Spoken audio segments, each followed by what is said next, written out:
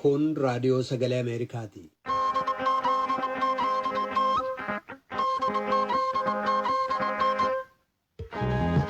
Raadiyoon sagalee Ameerikaa wixataa qabee haga Jimaataatti galgala keessaa sa'a 2 walakkaa jalqabee haga sa'a 3tti meetir baandii 22-25 fi 31 irratti Waashingtan DC irraa kan dabarsu sagantaa afaan Oromoo amma jalqaba.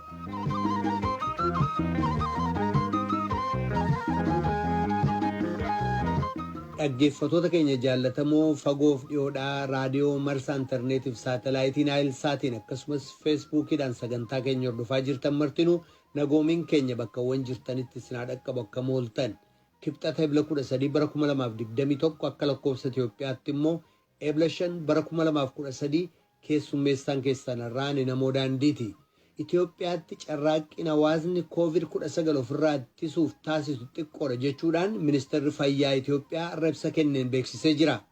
Kaleessa manneen maree Somaaliyaa lameen waa'ee yeroo bulchiisa pireezidaantii Abdullaahi Farmaajoo dheeressuuf dhiisuu irratti waldura dhaabbachuun siyaasaa Somaaliyaa burjaajii keessa buuse.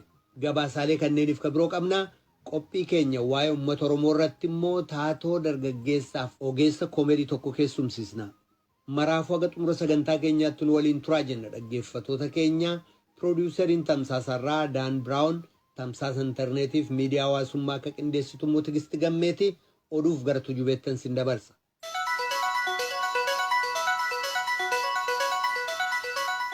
Attamooltan oduun ammaaf qabnu kunoo.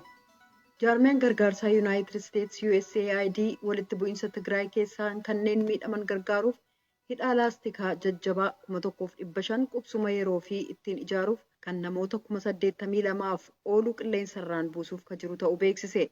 Gargaarsi qilleensarraan bu'u kun kuusaa USAID kan Dubaay jirurraa gara Itoophiyaatti ergamuuf jira.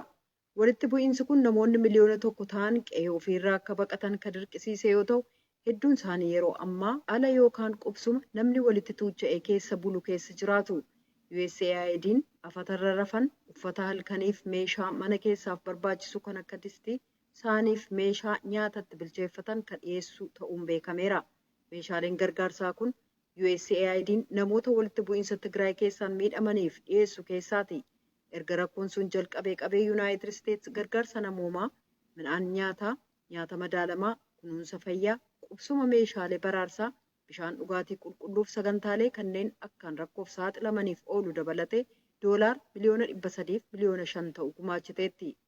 Itti dabaluudhaanis gareen deeggarsaa yeroo balaaf deebii kennu kan USAID tattaaffii gargaarsa namoomaa mootummaa Yuunaayitid Isteetsi saffisuuf gamas tura. Qaamotiin martinuu gargaarsa namoomaaf daandiin akka saaqamu mirkaneeffachuu qabu. Haa ta'u malee gargaarsi qofti bu'uura rakkoo sanaa hin dhabamsiisu. Dararaa jiru hanqisuuf walitti bu'iinsi hatattamaan dhaabbachuutu barbaachisa. Dubbiif wal barbaaduun humnoonni Eertiraa hatattamaaf guutummaan gamasee akka ba'aniif mootummaan Itoophiyaa humnootii naannoo Amaaraa Tigraayitti bobbaasuu dhaabuun tarkaanfii barbaachisu isa duraati. Rakkoon kun hammaataa innaa adeemetti Yuunaayitid Isteetsi uummata gargaarsi akkaan barbaachisu dhaqqabuuf deeggarsa arjoomtoota biraa ni simatti jedha ibsi dhaaba gargaarsa Yuunaayitid Isteetsiin bahe kun. Hoogganoonni biyyoota Afrikaa fi ekspertoonni Afrikaa talaalliin COVID-19 ardittii keessatti akka oomishamu dhiibbaa gochaa jiran. Afrikaan yeroo ammaa talaallii COVID-19 guutummaadhaan biyya alaatii galchiti. Gabaasa Anniitaa Paawul jaallanneen dhiyeessa. Afrikaan kibbaa dhiyeenya kana talaallii dhukkuba COVID-19 ittisu oomishuu jalqabuu ishee kan beekame yoo ta'u, kana gochuun ishee ardittii keessatti biyya tokkitti ishee taasisee jira. Afrikaan ija biyyootii biroon gaafa laalamu namoota vaayirasii koronaan qabaman lakkoofsaan gadi bu'aa qabdi. Duula tallaalii kennuunis akkasuma duubatti haftuudha. Hayyoonnii fi hoogganoonni biyyootaa torban kana walgahii gama marsariitiin gaggeessaniin kanneen tallaalii kana oomishan dabalataan gara Afrikaatti geessuuf karoora baasanii jiru. Addunyaa irratti tallaalii jiru 4 keessaa harki tokko lammiiwwan Ameerikaatu waraannate. Biyyoonni guddataa jiran garuu kanaaf carroomuurraa fagoo jiru ka jedhan Daayirektarri waliigalaa ka jaarmiyaa fayyaa addunyaa Dr. Tedros Adhanom kanneen biyyoota galii gad aanaa keessa jiraatan tallaalii addunyaarra jiru keessaa harka tokko gad argatan jedhan. The pandemic has shown that global manufacturing capacity Weerarri dhukkuba COVID-19 kan inni nutti agarsiise addunyaa irratti oomishi tallaalii jiruu fi caasaan dhiyeessii jiru tallaaliis ta'e waan tajaajila eegumsa fayyaaf barbaachisan hatattamaan raabsuuf ga'oo akka hin taanedha. Eessatti caalaa akka barbaachisus hin ibsu. Kanaaf jecha kanneen tallaalii kana oomishan gara Afrikaatti geessuun barbaachisaa kan ta'eef jedhan Dr. Tedros. Vaayirasiin koronaa lammiiwwan Afrikaa miliyoona 100 hiyyuma keessatti akka kufan gochuusaa kan dubbatan hayyoonni diinagdee carraa hojii miliyoona 30 cufsiise. Afrikaa keessatti oomishi meeshaalee wal'aansa fayyaa jalqabamnaan carraan hojii miliyoona 6 banuuf jira jedhameera. Garuu hatattamaa fi gatii salphaan kan gaggeeffamuun ta'u. Kanaaf dhaabbati maallaqa addunyaa akka ishee gargaaru Afrikaan gaafatteetti. Afrikaanis gama isheen qophooftee rakkoo gara fuula duraatti dhufan attamitti haala gaariin irratti hojjechuun akka danda'amu yaaduu qabdi. Karoorri kanaafis ba'u yeroo fudhachuusaa caalaa kunuunsaa fi maallaqa gaafata. Kana malees seera qabeenya dhuunfaa, waliigaltee daldalaa, caasaa geejibaa, dandeettii qorannoo fi kanneen biroo irratti jijjiiramni akka argamuuf ka gaafatu ta'us Afrikaan kana gochuu hin dandeessi jedhu hayyoonni. Dhalattoonni Hararii kanneen naannoo sanaa ala jiraatan filannoo irratti akka hirmaatan kan mootummaan badhaadhinaa naannoo Hararii gaaffii dhiyeesse boordiin filannoo akka hin simanne murtii dabarse gumiin Hararii kan mormu ta'uu beeksisee jira. Kana dura filannoo biyyoolessaa geggeessaman 5 keessatti naannoo filannoo addaa kan Jagol irratti hirmaataa akka turan hawaasi Hararii kanneen dirree dhawaa keessa jiraatan murtiin sun sirrii miti jedhan. Boordiin filannoo garuu murtii sana heera irratti hundaa'ee murteessee jedha. Afaan yaa'iin gumii biyyoolessaa Hararii obbo Muhiddin Ahmed ibsa gaazexeessitootaaf kennaniin boordiin filannoo hawaasi dhalattoota Hararii kanneen naannoo Harariif sagalee kennan wiirtuu filannoo addaaf waraqaa filannoo qopheessuu dhiisuuf murteessuunsaa murtee seera cabsuu jedhan. Naannolee filannoo Hararii keessaa kanneen jiran barcuma 36 keessaa 14 filuuf filatamuuf dhalattoonni Hararii qofti akka irratti hirmaatan heerri eeyyamus ittiin ka'umsi murtii sanaas mootummaa ce'umsaan kan murtaa'e ta'uu obbo Muhiddin Ahmed ibsaniiru. Kunis hawaasichi sabxiqqaalee ta'uusaaf dhalattoonni isaa hedduun naannoo sanaa ala jiraachuu isaanii tilmaama keessa galchuudhaanii jedhan. Haa ta'u malee akka yeroo mootummaa Itoophiyaatti caasaa mootummaa naannoo tokko keessatti kanneen jiran miseensonni mana maree filatamuu kan qaban jiraattota naannoo sana keessaa sagalee kennan qofaadhaan jechuudhaan boordiin filannoo beeksisee seera murtii kana jijjiirsisuu danda'u heera biyyaa irratti kan hin argine ta'ullee ibsee jira jechuudhaan Addis Chakkol gabaaseera. Boordiin filannoo biyyoolessaa Itoophiyaa guyyaa filannoo biyyoolessaa geggeessu waxabajjii 5 bara 2021 sagalee hiree ofii murteeffannaa kan uummattoota kibba gama dhiyaa geggeessuuf qophee barbaachisu xumuruu beeksise. Dubbiimtuun boordii filannoo Sooliyaanaa Shimallis raadiyoo sagalee Ameerikaaf akka ibsanitti filannoo biyyoolessaaf filannoo hiree murteeffannaa guyyaa tokko geggeessuun akka namoonni hangi tokko sodaatan uummata sagalee kennutti kan bitaa galu miti jedhan. Baasii adeemsa filannoo sanaaf jiru kan gad xiqqeessu jechuudhaan dubbiimtuun kun ibsanii boordiin filannoo adeemsa filannoo hiree murteeffannaaf qarshii miliyoona 7 ramade jedhan. Hireen murteeffannaa Sidaamaa baatii Sadaasaa bara 2021 kan geggeessame yoo ta'u boordicha qarshii miliyoona 70 baasise jedhan jechuudhaan Yoonaattaan Zabdiyoos gabaaseera. Kan dhaggeeffataa jirtan raadiyoo sagalee Ameerikaa sagantaa afaan Oromooti. Namoonni dhibbaan lakkaa'aman wixata galgala buufata poolisii kutaa Minisootaa fuulleetti wal ga'uudhaan ajjechaa poolisiin raawwate balaaleffataniiru. Poolisiin Minneapolis ganda Brooklyn Park Center jedhu jamaa wal ga'an bittimsuuf yaaluuf jecha meeshaa nama hin ajjeefne kan sagalee guddaaf ifa guddaa qabu akkasumas gaazii itti biifuun gargaarame. Poolisiin innaa hiriirtota mormii buufata poolisii sanaarraa fageessuuf yaalutti hiriirtotaa waliin walitti bu'eera. Aangawoonni akka jedhanitti hiriirtota keessaa hangi tokko poolisiitti waa darbataa turan kanneen 40 ta'an to'annaa jala oolaniiru. Mormii sun kibxata har'aa ganama jalqabe. Daantee Raayit dargaggoo umurii waggaa 20 lammii Ameerikaa hidda dhalataa Afrikaa yoo ta'u dilbata galgala ibsaa tiraafikii irra dhaabatee innaa jiru itti dhukaafamuun ajjeefame. Hoogganaan poolisii Brooklyn Center Tiim Gaanan akka jedhanitti poolisiin sun dogoggoraan dhukaasa elektirikaan hojjetu kan yeroof of nama wallaalchisu se'uudhaan rasaasa itti dhukaastee jedhan. Waajjirri qorannaa yakkaa kutaa sanaa waa'ee dhukaasa sanaa qorataa jira. Kan umriin waggaa 26 poolisiin dhukaasa sana raawwatte yeroof hojii dhaabdee jirti. Bulchaan Brooklyn Center Maayik Eliyeet poolisiin sun hojiirraa ari'amuu qabdi jedhan. Dogoggora lubbuu namaa galaafatuuf obsan qabnu haqi akka mirkanaa'uufis waan dandeenye mara nu goona jedhan. Obboleessi Raayit Daalaas Biraayant sirna dungoo qabsiisuu kaleessa galgalaa irratti argamuun akka jedhetti poolisiin attamiin qawwee dhugaaf kan laastikaa walii wal dhaala jedhee jira. Pireezidaanti Joo Baayiden akka jedhanitti maal akka uumame adda baasuuf qorannaan ni geggeeffama garuu saamichi mormii sana booda raawwatame fudhataman qabu jedhan. Nagaaf tasgabbiin akka bu'u Baayiden wixata kaleessa Waayit Haawusitti tuuta oduuf ibsa kennaniin beeksisanii kan nagaaf tasgabbiin akka bu'u gaafatan harmee daantee dhaggeeffachuu qabna jedhan oduu namaaf qabnu kanuma. Kadhagaa jirtanas Waashingtan DC irraa kadabru raadiyoo sagalee Ameerikaa sagantaa afaan Oromooti.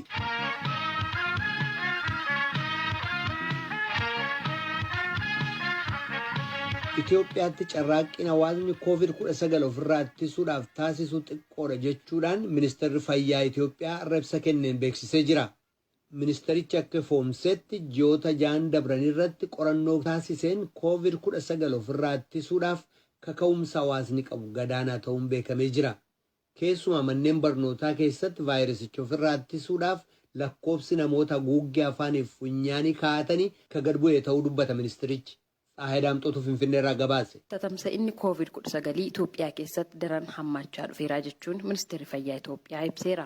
Ji'oottan 6 darbanittis dhaabbilee garaagaraa keessatti COVID-19 ittisuuf sochii taasisamu ilaalchisuudhaan qorannoo gaggeeffameen dhaabbilee fayyaa fi baankota keessatti fooyya'insi jiraachuun ibsameera. Haa ta'u malee naannoo manneen barnootaa fi dhaabbilee biroo keessatti ammoo dagannaan dabalaa dhufeera jechuun ministeera fayyaa Itoophiyaatti qindeessaan gamtaa qorannoo fi qo'annoo COVID-19 Dr. Ababaayyo Gabayyoo ibsaniiru.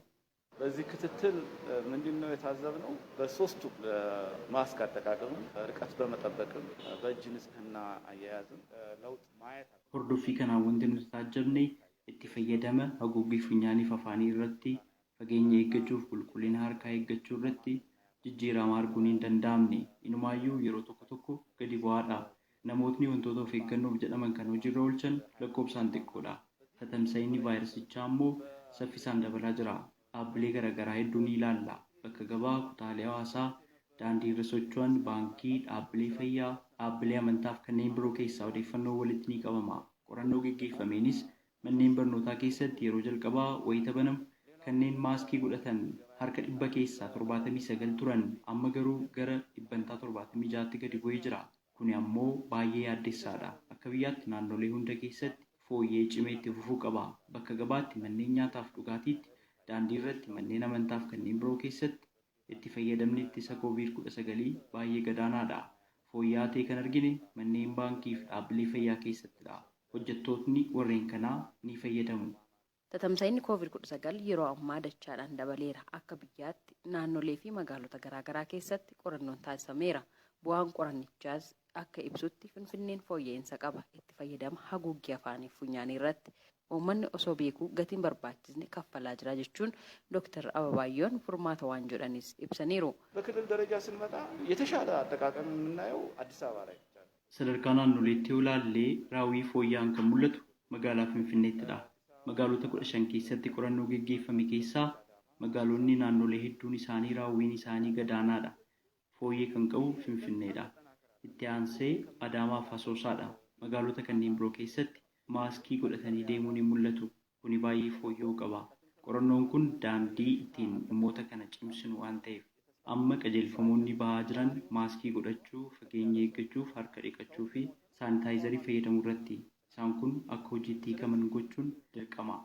Vaayirasiin kun hin banne inumaayyuu ariitiidhaan dabalaa jira.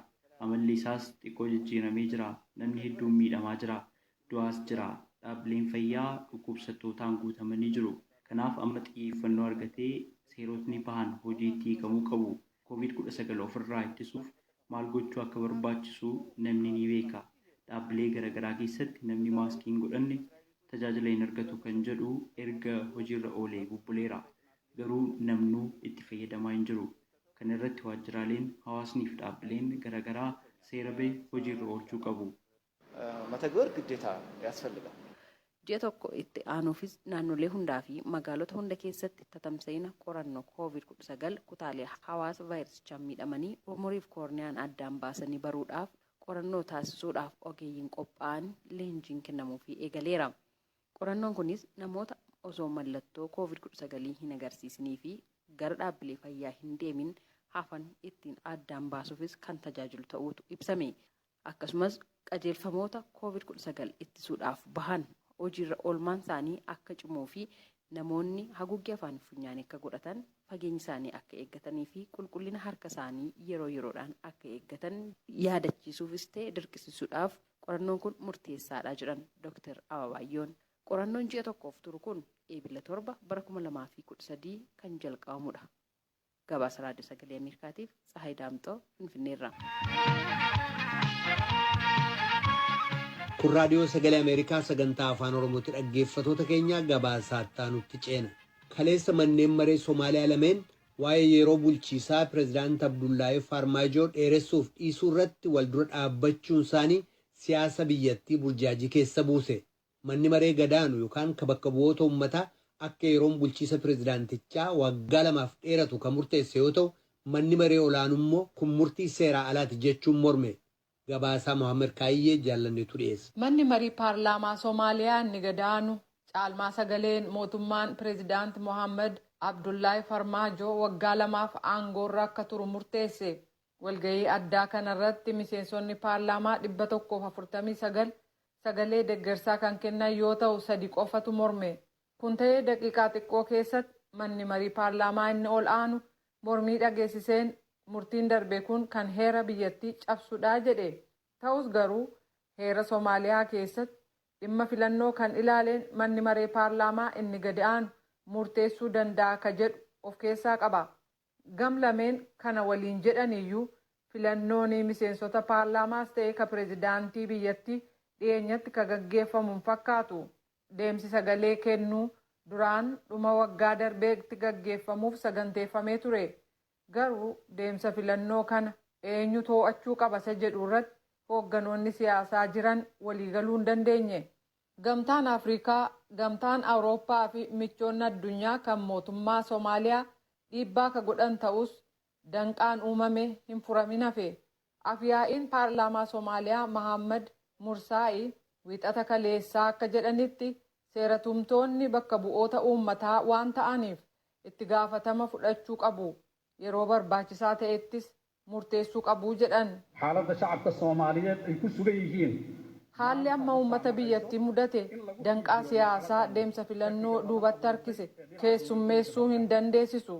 Fedhii biyyaa eegsisuu taanaan lammiiwwan biyyattii murtii isaanii eegaa jiran.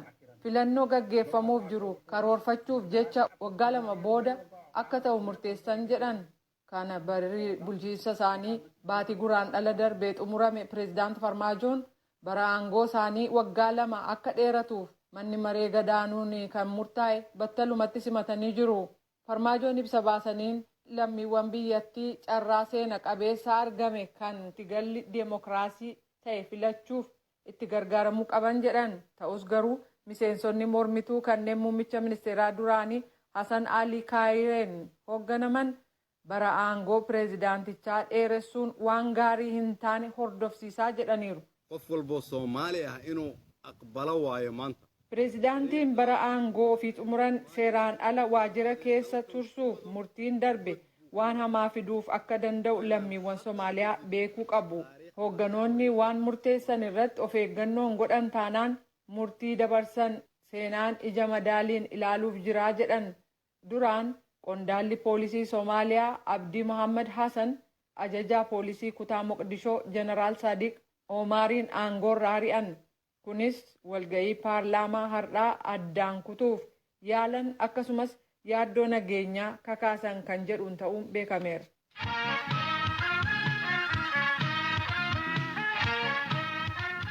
Kadhagaa jirtan Raadiyoo Sagalee Ameerikaa sagantaa Afaan Oromootti dhaggeeffatoota keenya qophii keenyatti nutti ce'uu keenya dura beeksisa qabna.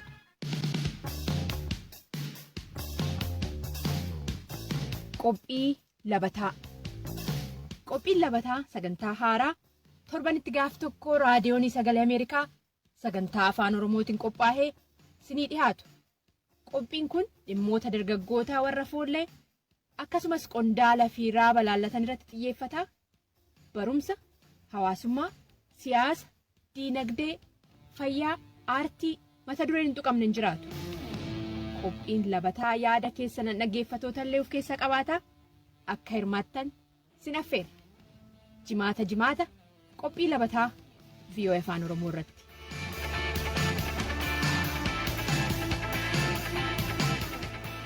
Kun raadiyoo sagalee Ameerikaa sagantaa afaan Oromooti. Qophii har'aa irratti keessummaan keenya taatoof ogeessa koomedii Waaqkennee yookaan Waaqoo Getaachooti. Koomediiwwan afaan Oromoo haala yerootti fuuleffatan siitkoom jedhamaniin dargaggoota beekamaa dhufan keessaa tokko Waaqoon. Koomediiwwanii fi fiilmota afaan Oromoo hedduu irratti hirmaachuusaa kan dubbatu Waaqoon gara fuulduraattis waan guddina artii uummata Oromoof ta'u gumaachuutti fufaa jedha. Waaqoon hojii artiitii alatti barsiisaa ta'uusaa fi kitaaba akka barreessaa jirullee nutti himee jira. Naakoor Malkaatoo Amburraa bilbilee dubbise dhaggeeffatootatti of beeksisuudhaan eegala Waaqoon. Waaqoon kan inni alatti isa Oromiyaa naannoo magaalaa Nagdeettiidha. Yeroo koo dheeraa keessatti dabarsee mana barumsaa sadarkaa tokkoffaa sadarkaa lammaffaa akkasumas kan baratee xumuree barumsa koo adda kan xumuree yuunivarsiitii Finfinnee seenee kompiitara saayinsiidhaan jalqabaa koo fudhatte addunyaa hojii keessa hin jiru immoo politikshaa developmentii barumsa jedhee lammaffaa koo fudhatte dabalataanis immoo institutional leadershipidhaan digrii lammaffaa koo fudhaan jira. Nyaata qopheessuu qofa hin baranne. Beekta jechuudha. Shiroonni itti beekaa isaan immoo amma nyaachaa hin jiru waan itti nagaadha. Keessumaa daawwattoota diraamaa afaan Oromoo biratti immoo kanatti jaallatama guddaatti argatte diraamaa OBN yookaan televezyiinii Oromiyaa irratti deemaa ture hiree jedhamuun ta'uudha namoonni kan dubbatanii kanaan hin beekame jettee yaaddaati. Kami kan caalaatti uummatatti si beeksise?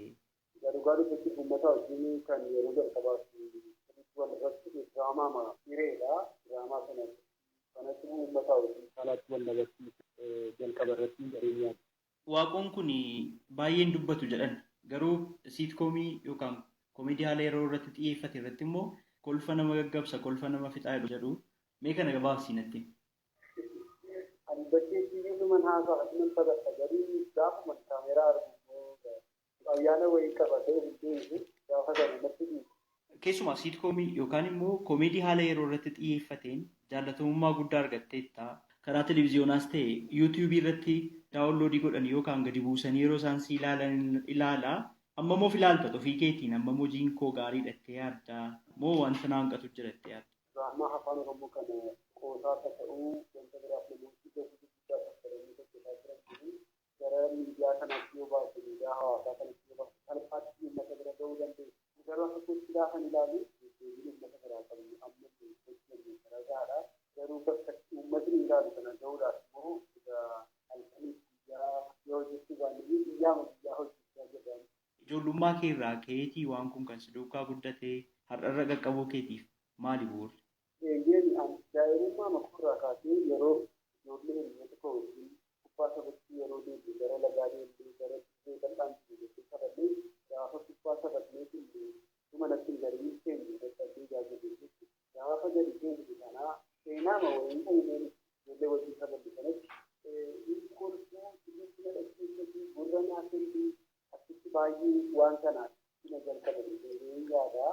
Kana booddee immoo waldaa kiristaanaa keessatti waltajjiirratti diraamaawwan garaagaraa saboota adda addaa yeroo dheeraadhaaf dubbisaaf waan hojjeteefi wanta duruma yeroo majirummaa kootii keessa kootii amma garuu wanticha guddisaa dhufee irratti guddisaa dhufeefi sadarkaa kana nageessifatu immoo guddisaan dhufee jechuudha. Osoon kana irratti hojjedhee caalaatti siitkoomii kana guddisee sadarkaa tokkorraan gahuu nan danda'a jettee waan ati yaaddu? Yaada koo keessa egaa yaada baay'eetu jira wanta baay'eetu yaaddan karoorsaa al tokko hanqinni yeroo jiraataa dabalataan barachaa waan nan hojjetati hanqina yeroo hanqina qabeenyaa waan tokko yoo sirratee haalaatti kana beekee nan hojjetanii nyaata. Siitkoomiin Oromoo maalirra gahee akka argitu kanatti barbaaddu isaaf ammoo dadhabbeeti gochaa jirtu maali? Siitkoomii afaan Oromoo kan barraa'ee jiru jira kan irratti qophaa'aa jiru jira kan waraabamee immoo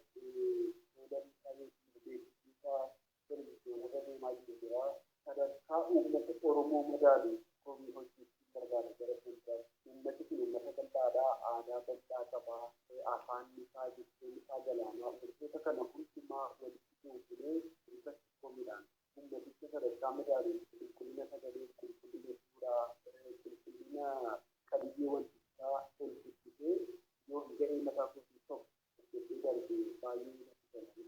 Haaluma yeroo irratti fuuleffatee koomedii hojjetamu kanaan ergaawwan itti dabarsitu hangam hawaasa barsiisuu, hangam hawaasa akeekkachiisuu yookaan uummata waan fuuldura jiruuf qopheessu.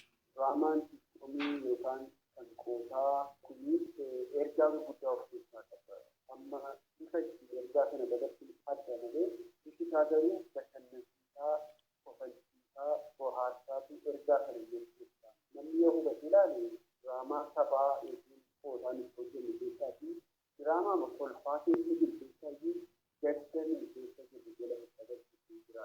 Egaa hojiin aartii jennaan aartii akkasuma nama tokkotu namni kolfaa jiru akka miidhama wayii keessa jiru muumiyyuu inni kennaa uumaa aartii fi ergaa gurguddaa dabarsu amma fakkeenyaatti uumama darbii dhibee koronaa kana irratti ifa baajala waan jennu jira dhimma jaalala sobaa irratti wanta waan jennu jira akkuma dabbaan ilaale keessa isaati garuu waan baafachuu qaba. Akkuma diraamaa takaanii akkuma walleewwan adda addaa diraamaan koomedii yeroo kamiyyuu keessatti yoo hojjetanii ergaa mataa isaatti dabarsuu danda'a. Amma diraamota afaan Oromoo kam irratti kan hojjette hanga ammaa diraamaa garaagaraa keessattis immoo hirmaannaadhaan irratti hirmaatte kan odaa waardiidhaaf yookaan immoo badhaasa odaadhaaf dhaqqabellee akka jiru hiriyooti keenyatti himaniiru. Waa'ee sana dhaggeeffattootatti. Diraamaan dheeraan irratti hirmaatte ni jalqabaa diraamaa hireedhaa kana booddee fiilmii mata dureen isaa Miitii jedhamu kan Pilaatoo barreessee irratti hojjetteera. Fiilmiin kun odaa waardii waggaa darbee irratti gosa shanii dhiyaata argisiise. Diraamaawwan biraa immoo torban qoosaa adda addaa nama hojjennamu yooma biyya adda addaa irratti kan ta'e jiraata. Koomii mata dureen isaa Afran jedhamu tokko amma televizyiinii Itoophiyaa irratti beeksifamaa jiru tokko jira. Isa irratti hirmaateera gara fuulduraatti kan dhufaa. Kana malee immoo fiilmiin yeroo dhiyootti kan hojjetamu jira. Kitaaba kana akka barreessaa jirtu dhaga'een jira. Mee kitaaba akkamiiti kanatti barreessaa jirtu? Hin barsiistas immoo jedhan. Nan barsiisa dhugaadha mana barumsaa tokkorraatti. Dhimma kompiitara saayinsii kan wal qabatu waanuma baratee kanaan hin barsiisa. Kitaaba tokko barreessaan jira yeroo dhiyootti uummata biraan nan gaazexee yaada. Ani hojii koomeediin hojjeta yeroo kitaabni seenaa faallaa kanaa ta'edha. Torban sadi laaffistaalaan himatu yeroo makana gadi fageenyaan haasofne. Waaqoo maaltu gammachiisa? Maaltu dallansiisa? Ani kan baay'ee na gammachiisu hiriyoota koo wajjin taa'ee haasa'e. Kan iyyuu hiriyoonni koo hundi isaanii koomeediyaanii jechuu dandeessa. Wanti na gaddisiisu namoota guddaa qabanii dhugaan isaanii jalaan miidhaman gaafa hin namni gaafa gadi isaa malee adabamu baay'ee na gaddisiisa. Kaayyoon Waaqoo gara fuulduraa maali? Kaayyoon koo egaa hojii aartii kanaan wanta qabatamaa tokko uummata Oromoodhaaf hojjechuu darbuu nan barbaada. Gama biraatiin wantoota maalii barachaa jiru kanaan wanta saba kanaaf ta'u wanta biyya kanaaf ta'u darbee immoo yoo rabbi guddaan nu gargaare waanuma aartii kanaaf ta'u. Achumaanis dargaggootaaf waan ati dhaamte yoo jiraate. Dargaggootaafis dhaamsan dhaamuu kennaa ofiisuma hojjetanii waanuma isaan keessa jiru gadi baasanii immoo biyya kanaa dargaggeessa aartii kana dargaggeessa. Kanaaf iyyuu dirqama fuuldura keenya jiruuf immoo jala jala waan bor hojjennu har'aataaf qophaa'uu qabnaa, barachuu qabnaa, barachuu qabnaa hojjechuun yaada. Amma ulfaataa yoo ta'e iyyuu fuuldurri dargaggoo keenyaa immoo baay'ee kan caalaa akka dhufaa jechuudha. Taatoo Waaqoo yookaan Waaqennee Geetaachoo maqaa kabajamtoota dhaggeeffattoota raadiyoo sagalee Ameerikaatiin guddiseensi galateeffadha. Jawaadhu.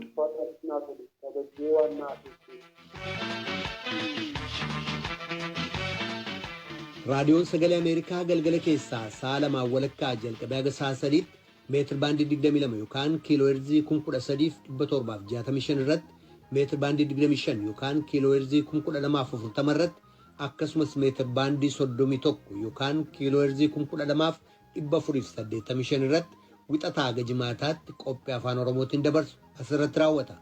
Qophii boruutiin walitti deebinaa nagaatti bulaa. Amma sagantaa afaan Amaaraatu itti fufa.